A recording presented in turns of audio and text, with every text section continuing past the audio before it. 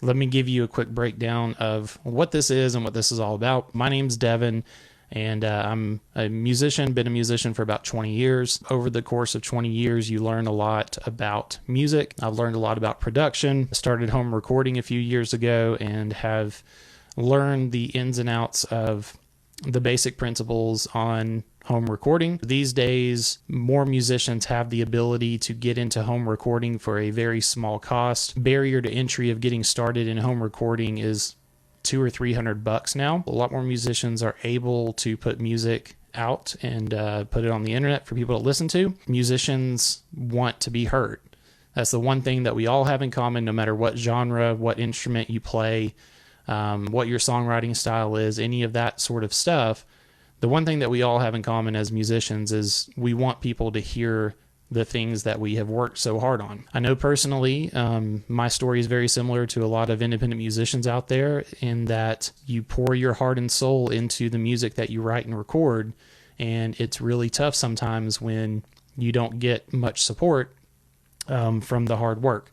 So what I like to do here is be that set of ears for you and give you a platform for other people to hear your music, give you a critique and some mixed notes on things that I hear in your song so that you can get better at, all the things that independent musicians have to do. So get better at songwriting, get better at production, get better at mixing. There's a lot that goes into what we have to do. So I'm here to try to give you a critique and give you some notes on things that I learned the hard way that maybe you don't have to learn the hard way. I ask musicians to submit their music through a form in my link tree in my bio. It gives me some information on the song and allows me to get things queued up for this weekly show that we do called Devin Song Reviews Live. So every Saturday for a couple of hours, we get together, we listen to music, I review music, and then we have a musician spotlight later on in the show every week, where I bring on a musician and we talk about some stuff. And it's a lot of fun for those people out there that like to hear new music and be on that forefront of hearing about new bands before they become popular. This is the place for them as well. But yeah, we're just going to go ahead and jump into it. Just want to give you an idea of what this is all about and what Devin Song Reviews is all about. It's about building a community here on social media with independent musicians. We are here to support each other and build this community, take back the music industry a little bit, and, maybe you learn a few things today. So Kevin wrote that this is experimental rock, and how she loves the attention. Even though you are her boyfriend, she continues to flirt with whomever. Why not? She's a beautiful woman, and no one really owns anyone. You express your discomfort, and she blows it off. You're jealous and insecure until trust is violated, and then back to square one you go. So that's a brief synopsis of the song we're about to listen to. But anyways, let's take a listen. So this is ConGa Punks with a song called The Right.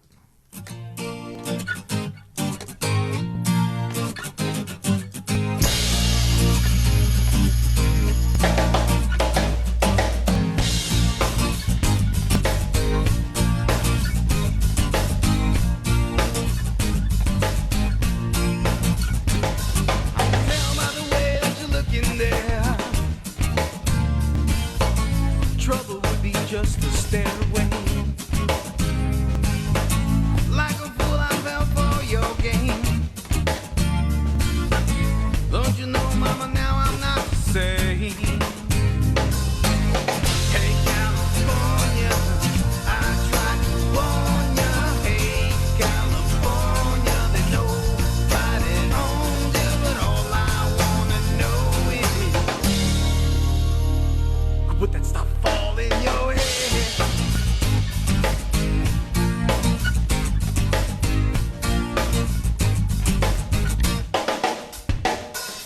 So Kevin, is that that effect you've got on the guitar there? Is that like a tremolo, or is that more of a chorus effect? Not sure exactly which one it is. I feel like it's a little too heavy on the amount of effect you're using on that. Dial that back a little bit because it's bringing in some muddiness.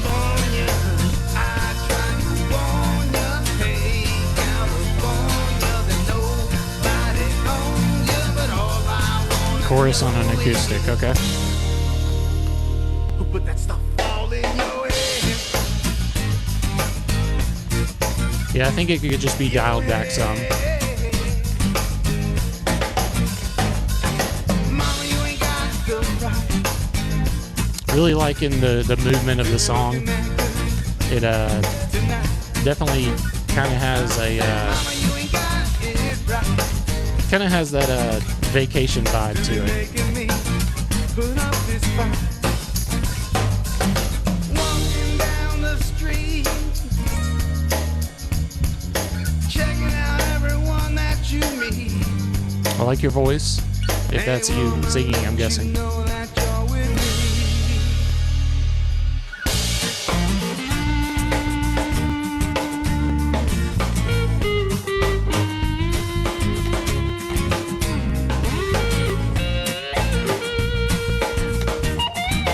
Yeah, so again, that lead guitar here is a bit effects heavy. Walking down the street, What would be good if you're going to have that acoustic guitar that has, you know, the heavier chorus effect on it. Bring in that lead guitar and maybe keep it a little cleaner, just so it has some contrast. Don't get too reliant on a bunch of effects. you'll be looking that good tonight. I said, Mama, you ain't got it right. Still be making me put up this fight. Walking down the street, checking out everyone you meet.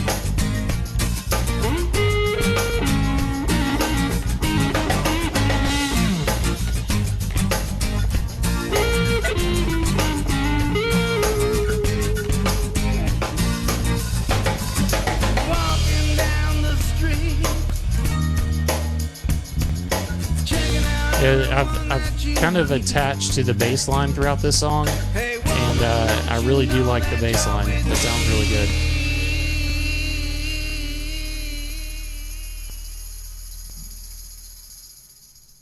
A little rattler at the end. All right, so that was ConGa Punks with a song called The Right. That is our new friend here in the chat, Kevin. Father Fahrenheit said, love the reggae type sound. I think that is the term I was looking for.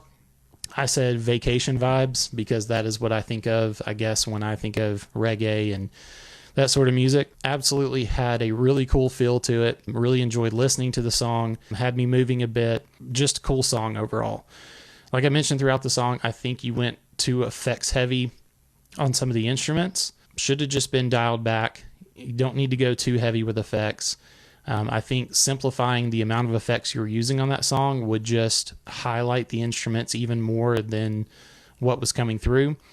And the reason being is that the effects didn't work 100% together, in that lead guitar had, you know, the effects that you're using on that had like some sort of delay / reverb on it that was pretty heavy. It didn't sound like the other instruments had that.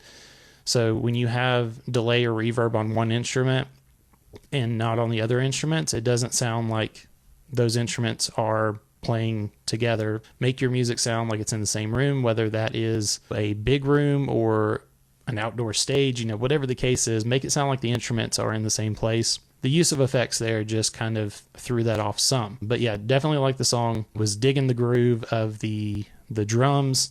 The bass line was probably my favorite. Like I said, I was really hooked into the bass line throughout the song. I grew up as a bassist, so I tend to focus on that some. Bass line was great. Drums sounded good. Really, just the song overall was really nice. I like the vocals. Your voice is really cool. The only critique I really have is just focus on maybe dialing back the effects some. Sativa Steve 420 says, I liked it, and I agree. So Kevin, thank you for submitting that song this week and letting us listen to it here. I hope my critique is helpful to you. Maybe next time you're going to mix a song, just pay close attention to the way that your effects sound in context with all the other instruments. That was the only song that was submitted this week for review. 2 musicians this week had submitted music for me to listen to prior to release. So whereas I have a couple more I'm not really allowed to play it here because it's unreleased music. If you have some unreleased music and you would like some mix notes and you want to send that to me, I'll take a listen to it and I'll send you some mix notes so that maybe you can make some adjustments before you release it. So if anybody wants to do that, you're welcome to send it my way, which was great. I had 2 people do that this week. We can go ahead and do the Q&A now if you'd like to. If you have any questions for me, it can be about music. It can be about mixing, production, songwriting. It can be what is my favorite color.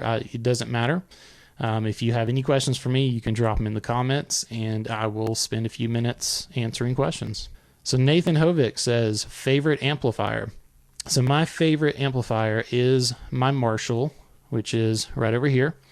I've always been a fan of Marshall sound, and I don't have the money for some of the really nice ones, but I use my Marshall combo amp here quite often. Anytime I mic up an amp for recording, it's typically always going to be my Marshall. Mona Lisa's back, says, what band or artist really got you into music? Easiest question I've ever been asked. Hands down, Blink-182. First thing I ever played on guitar was the intro to Adam's song by Blink-182. So the da-na-na, da-na-na. And I remember sitting there, like I can just visualize it to this day, that I remember playing that, just a few notes on the guitar, and I instantly fell in love. I was like, wow, that is incredible that, like, I just made that happen. So that year for my birthday, at 14 years old, I took my birthday money and I went to a pawn shop and I bought my first guitar, and that is how it started. Kevin says, what type of iRig are you using, Pro Duo 2? So this guy right here is coming out of my Scarlett 4i4. So that's where my interface is going into the iRig. So all of my audio is going through here into the iRig into the phone. And then the audio from my phone is going out through this, which is going to a headphone amp. It makes it to where I can hear them and I can hear the computer audio. Favorite guitar? Nathan says favorite guitar. As a big pop punk fan, as a big Blink-182 fan, my guitar style is definitely emulating Tom DeLonge's guitar style. So I would love one of the signature Fender Tom DeLonge guitars that they don't make anymore. So either you have to find one and pay a lot of money for, or you can do what I'm doing. I paid $200 for this guy, and I've just been modding it with the same hardware and everything that a Tom DeLonge signature guitar has. I've got the hardtail bridge on it, the Seymour Duncan Invader humbucker on it. That and the Marshall definitely is inspired by Tom's days in Blink. I would love a real one, but until then, I will just make my own. Not a whole lot of people can tell the difference between the wood that is the guitar I have compared to the wood that, an American Fender would be. It's indistinguishable. I will argue to my death that the wood of the guitar, 99% of people in this world cannot hear the difference between the wood of the guitar. Pocket Hoppin says favorite songwriting method. But I start with taking a phrase or some wording. I have like Apple Notes. If you scroll through those, you'll just see like anytime something interesting pops up in my head, I'll go put it in my notes so that I can come back to it later when I go sit down to write a song. And usually the lyrics and the music kind of come at the same time. Going through Apple Notes anytime I have a cool idea just gives me this bank of information that I can now use if I need to. Sometimes I come up with a cool chord progression and I just need to go into my notes and I just read what I've written there. Something pops out and I go, yeah, that's what we're going to write about today. I wrote poetry before I ever started writing music.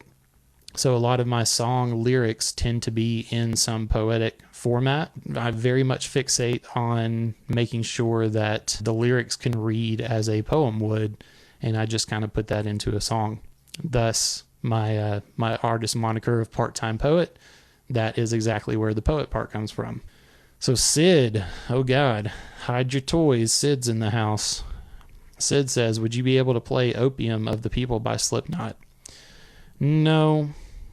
In Monsters Inc., there's a scene where the monster like goes into the door, and then they're like scared of whatever was behind that door. The door cracked open. There was this poster on the wall, and it was the same poster that was in Sid's room in Toy Story. Was that Sid's room, and that's why the monster was terrified after going in there?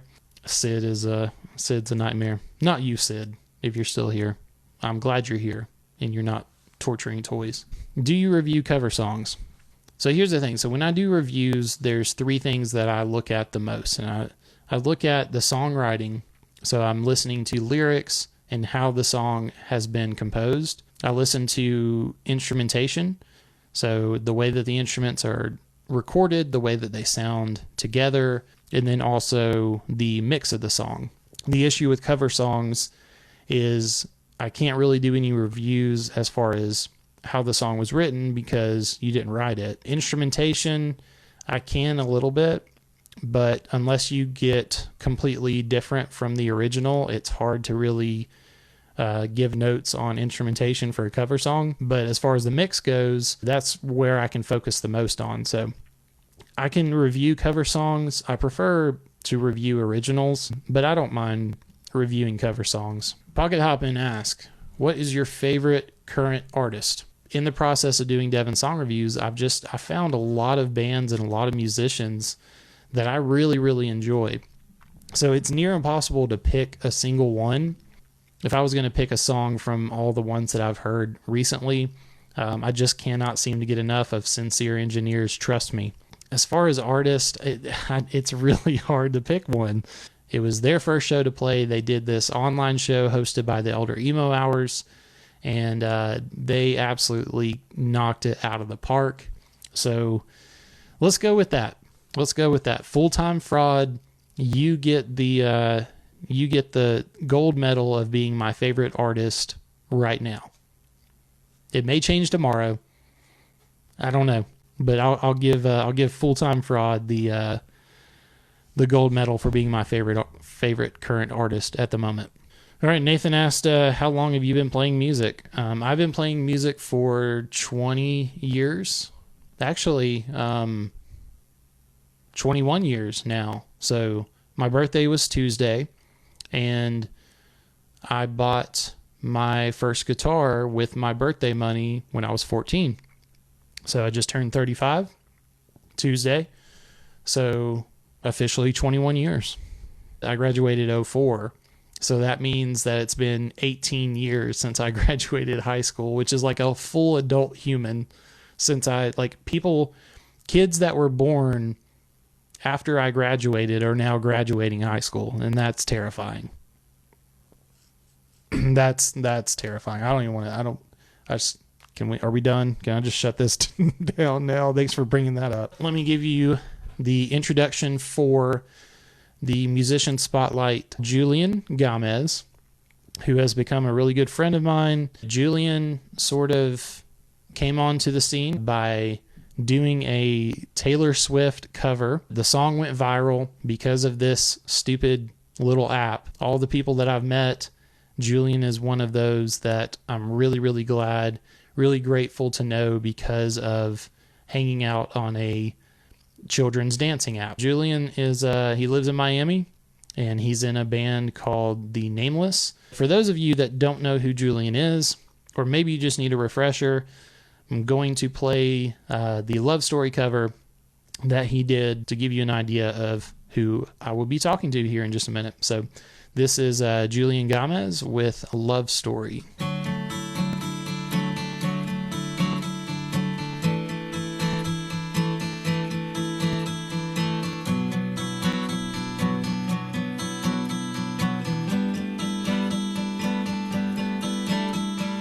We were both young when I first saw you. I close my eyes and the flashback starts. I'm standing there on a balcony of summer air.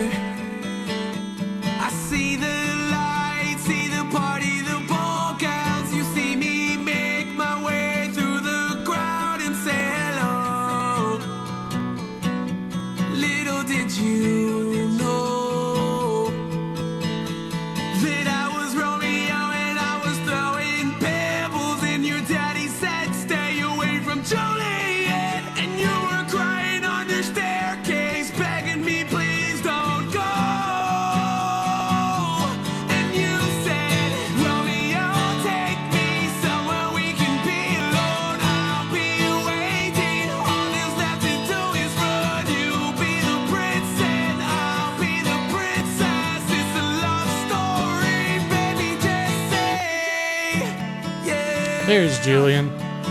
Hey man, I was just doing a little intro for you, letting everybody listen to the song, and as soon as this is done, you'll just hit that guest request, and I'll have you come on.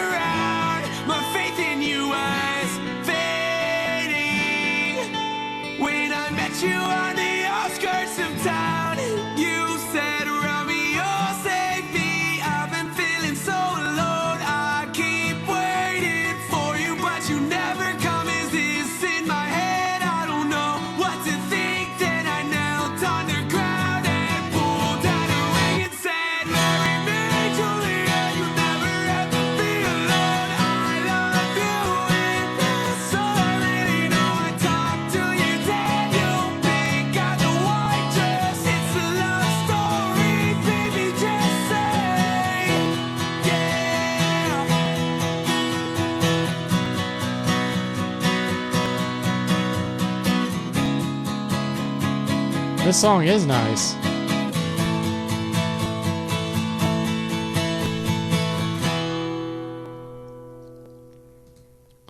So, Euro Don X, you're in luck. That was Julian, who is here and about to come on for the Devin Song Reviews Live Musician Spotlight interview.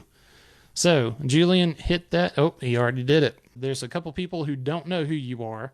So take a minute and just introduce yourself. Tell everybody who you are. My name is Julian Gamez. I am an independent artist as well as a band. Just a little bit about who I am. My dream is to be a hope inspirer, to let people know that they're not alone, whether it's through suicide, whether it's depression, anxiety, social anxiety, heartbreak. You know, I'm a musician. I play guitar, drums, piano. And, I actually run my own recording studio down in Miami, Florida. You know, I pretty much do full-time music. Whether it's through working at churches or working at the studio or doing things like this where I'm able to come and network and work with different artists. You know, if you guys don't know what the type of music I do, it's definitely a lot more of like the emo punk type of sound and throwing in some rock with always trying to find different flavors. Like I think one of the last covers I did was like a Hispanic bomba type of sound mixed with rock, or, you know, I like to mix in R&B with rock and doing all these different styles and just like to create different feelings and different styles of music through the TikTok community has allowed me to connect with many people, such as this guy right here, Devin.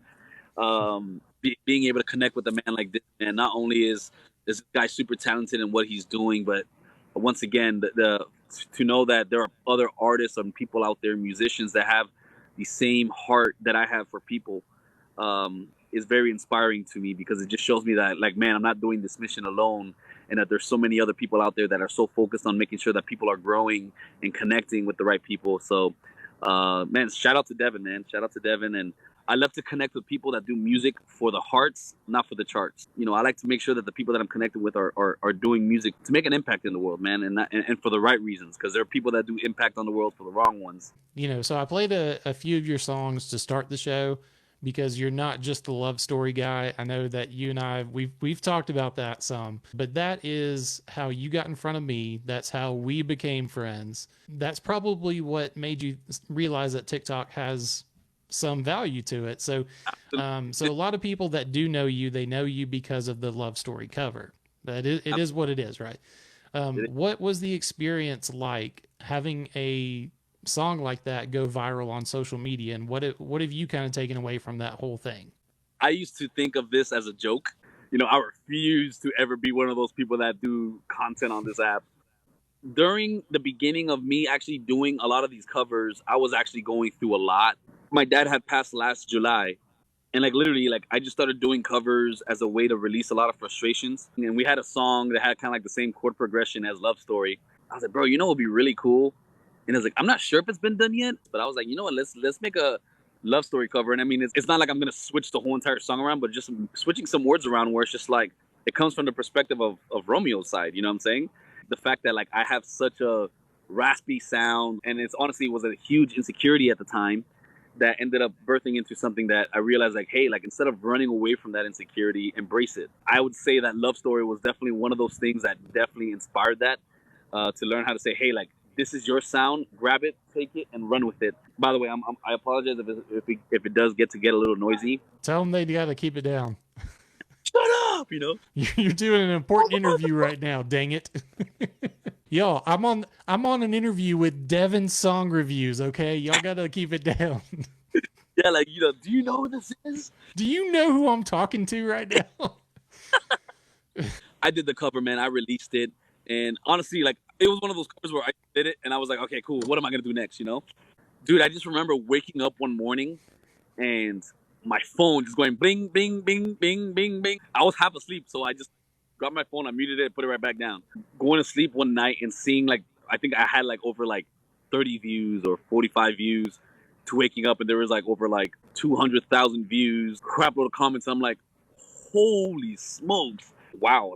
Dude, somebody over 200,000 people saw this, and I was like, dude, I'm happy with that. You know what I'm saying? This is awesome. So I just remember going through the comments, right? I took that one moment where I was just commenting, responding to every single comment. I think there was about 1,000. And I was just making sure I was just commenting. And then I remember finally finishing it, right? I was like, thank God, I finally finished. And I remember I just went like this to refresh it because it just showed that there was 99 more notifications. It wasn't 99 more notifications. It was I think another 1,000 comments. I'm like, oh my God, how am I going to keep up with this? I felt super undeserved of it.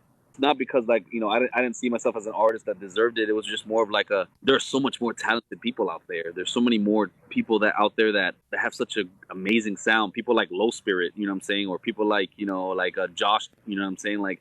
People that we know on this app that are just super awesome. To answer your question for how was it like to have one of those things go viral, it was an all-inspiring moment. It was definitely something that changed my life. It was a moment that whoa, I felt heard. And that moment as an artist, the moment that you feel seen is an achievement in itself, because it's just man, we all dream to have a voice, want to have a voice to be able to impact and inspire others. And for me, it was just whether people know me as the Love Story guy, that's okay. If that's what it takes for me to have a moment to be able to sit and connect with people and just to inspire them, then I'm going to take that opportunity to run with it. So what was the experience like?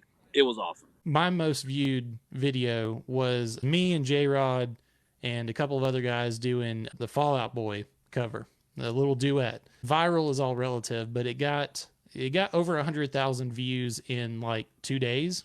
And so I remember looking at my phone and just going to refresh, and I was standing in the kitchen with my wife and I would refresh. I'm like, wow, 40 more people just saw that. And I would refresh, and since I started this sentence, another 120 people.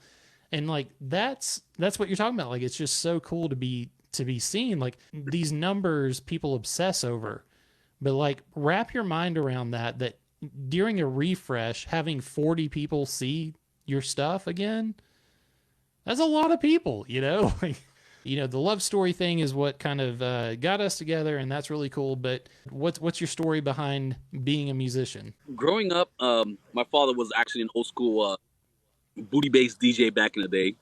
And I said booty bass, I don't know if you guys ever heard 2 Live Crew and stuff like that, but he would kind of be their DJ and do stuff like that.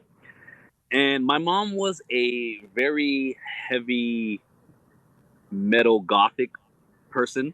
So growing up and having those two things, I just always loved the expanding thing of music. And I think one of the first songs I think I ever learned how to play was like, dang, what's that Green Day song? Hold on, that one Green Day song. There's like 220 something. Brain Stew, Sinclair saved us. I remember just like loving that song, and I was like, I want to learn that song. So I just remember like asking my mom, I was like, bro, I want a guitar, I want a guitar, I want a guitar. So my mom at first was like, heck no, like I'm not gonna do that. So dude, somehow, some way, I ended up coming across a guitar. I found a guitar in a dumpster. It didn't have any strings on it. I think something was like messed up with one of the tuning keys, and I don't know how much it cost. I remember like going through my wallet. I was like, I don't know if this is enough, and the guy ended up fixing my guitar for free and was just like, man, keep going, bro. Went home, grabbed a guitar, and I started like learning, like kind of like listening, and so just doing dun dun dun dun dun dun dun, and I just loved it. And as time went on, I started like learning how to play by ear. And then I had a friend of mine that had a piano, and I was like, dude, like you have a piano, that's so cool. And they were like, oh, dude, do you actually want it? Like I can't stand it. I was like, what? Hell yeah, I'll grab that. So I ended up grabbing it and like learning how to play piano once again. And as the year goes on, my mom was like loving it. And by the age of 16, I was pretty much like learning how to play all these different instruments. And, you know, as well, I learned how to DJ. I started getting involved in the DJ scene. I tried doing, you know, R&B type of stuff, and it definitely didn't sound good. The only thing I feel like I can match is like rock. Like, bro, like I grew up listening to Three Doors Down, Slipknot, you know, Korn, you know, and like this is the stuff that I love. I thought, you know, just because living in Miami that it was a dying genre. I didn't even know that it still like kind of like existed outside of Miami, because Miami just doesn't exist. I just had this vision, and I would keep on doing music, and I was very highly discouraged for a long time.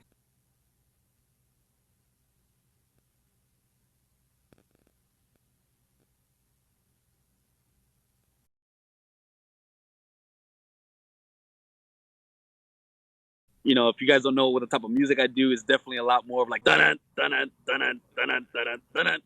Shut up, you know. Bing bing bing bing bing bing. Holy smokes. Woof, what? Hell yeah. Cheesy and whack.